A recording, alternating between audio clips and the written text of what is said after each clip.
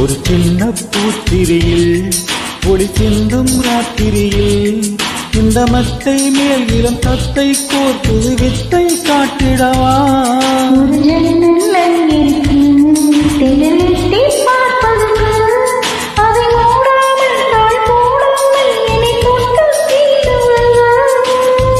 மாமன் காரன் நானே பாயை போட்டு நானே மோகம் தீரவே மெதுவாய் தொடலாம்.